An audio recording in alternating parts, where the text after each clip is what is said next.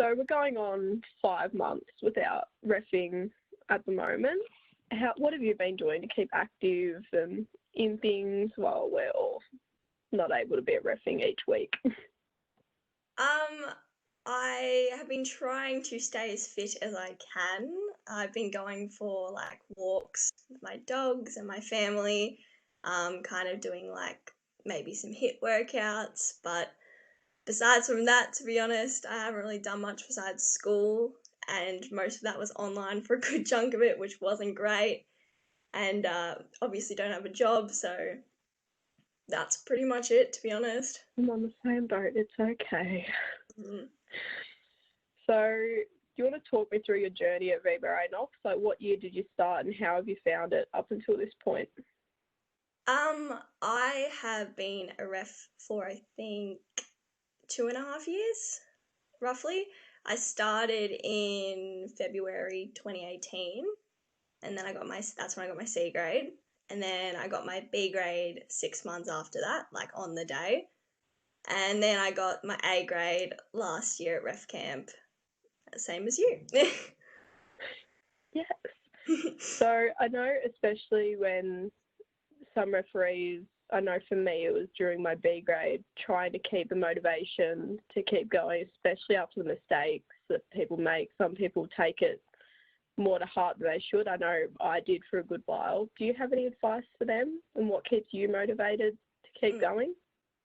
Well, at the start, I was probably similar to you. I'm a bit of a perfectionist when it comes to those sort of things. So I'd make a mistake and then kind of let that be on my mind for a good 5 or 10 minutes, being like, oh, what could I have done differently? Blah, blah, blah.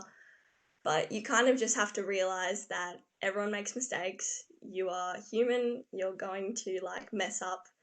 And I tend to just try to think, okay, that's my mess up for the game. Let's try to move on. Let's try to be better calls. Just move on with the game, because it's not going to help you or the players on court if you're in your own mind about it.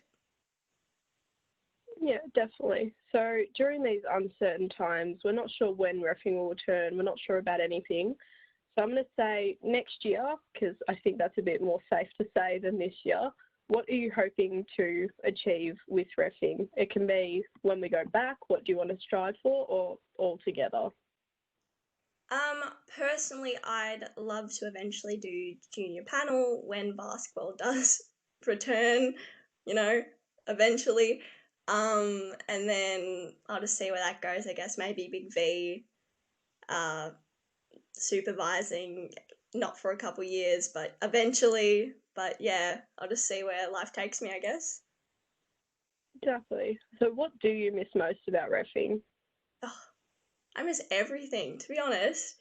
I remember like a couple months into it, I realized how much time I actually spent at a basketball stadium. Like I spent basically all my Saturday there, but I miss the people.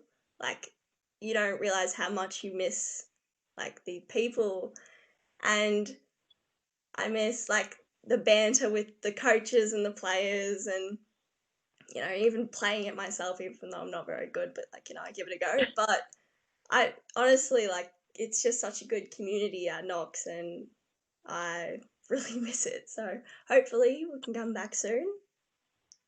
We're all hoping so. So what nights do you usually ref, of course, when it was here? Yeah. I do Saturday and Sunday every week, and like all day Saturday and all of Sunday. And then I do Wednesdays as well, but I kind of do it every second week because parents are teachers and it's hard for them to drive me there every week. So I'll take what I can get. Yeah, that's fair. So I know some referees are hesitant to do weeknights with the seniors because they can be pretty daunting for younger officials, especially green shirts. Mm. Do you have any words of wisdom? Well, my advice is so I did Wednesdays on my green shirt, like from the very start.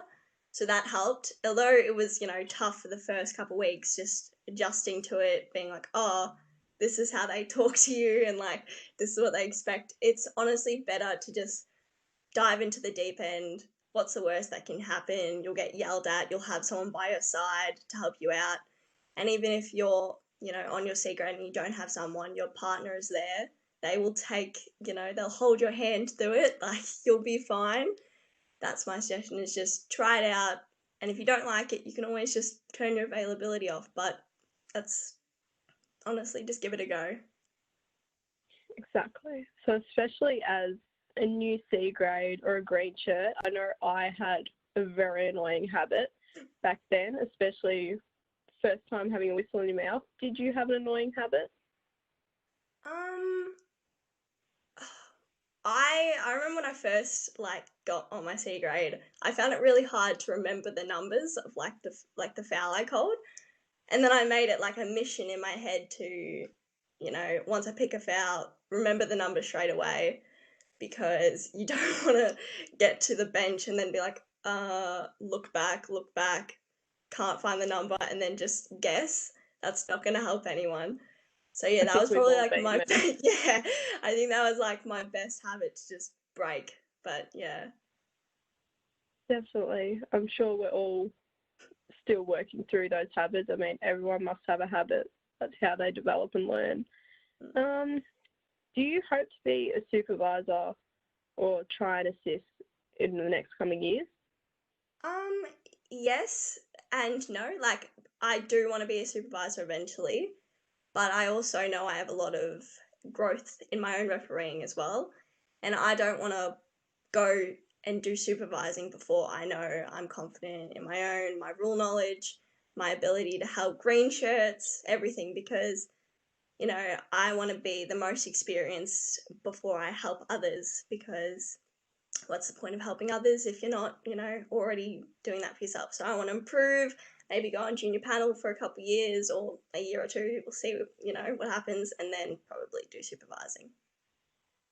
Sounds like a plan. I know many officials stray away from reading the rule book.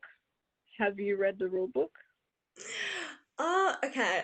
I for like A grade course, I probably read about 20 pages, and I was like, I'm not gonna get through this.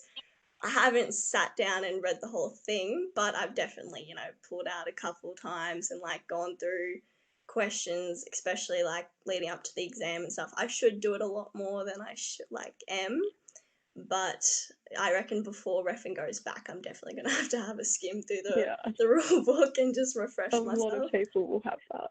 A Yeah. lot of people probably stray away from it. But honestly, is there a situation that you've had with reffing that you may wish you had better rule knowledge, like maybe a call and a coach has gone off or things like that? Yeah, I reckon early on when I didn't know the exact when when you call an unsportsmanlike, when to distinguish foul, unsportsmanlike, disqualifying. I reckon at the start there could have been a couple instances when I upgraded or things like that, where I just either wasn't confident enough or I didn't know the exact rule. But yeah, it's definitely improved. I've definitely know the difference now, but I reckon early Yeah, on there was a situation where I could have definitely disqualified someone, and I just didn't have the confidence yeah. to do it. Especially the difference between juniors going into seniors, because they're so much more headstrong, especially when you get to 3-man and they now know the rules. They will pin you for it. Yeah. Is there an instance where that's happened to you, where they talk back quite a lot and it's taken you a bit by surprise, especially when we're Yeah. new to seniors? Yeah, that happened to me in a 3PO. I can't remember who it was with, but it was at state, and it was only my fourth time doing it or something. And obviously, I can't go to the players, take it easy on me. It's only my fourth time. It's sorry. But it's just, you kind of focus so hard on positioning and stuff that you kind of lose focus on your actual refereeing. So I'll make a call that I normally will get right, 95% of the time, and I just blanked.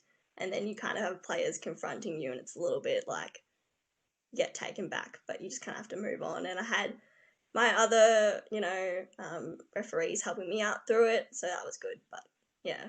Yeah, We definitely do have a great family at VBRA Knox. Everyone has agree. your back. It's always, every session's full of laughs. Some things happen, but there's always someone to have your back, which I think we all miss a lot day in, day out, seeing everybody. It is a hard time, which is, I'm out of questions for you. That's really all I wanted to ask you, besides the fact that people do struggle during this time, and I want to get a message from you for everyone who watches this, how to stay positive, how to keep going, especially when we're uncertain when reffing will come back. So what do you have for them? Well, I just want a quick message to everyone saying make sure you're staying healthy and happy.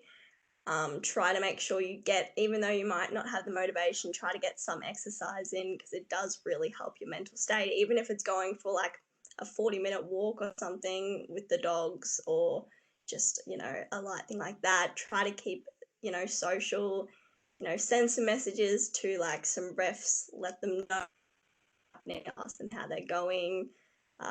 Talk to as many people as you can, try to stay connected, really, because there's not much else we can really do, especially when we're in round 2 of isolation. So hopefully we'll be somewhat back to normal soon. All we can do is hope. Thank you, Cara. That was fantastic. I'll let you go and hopefully see you on court soon.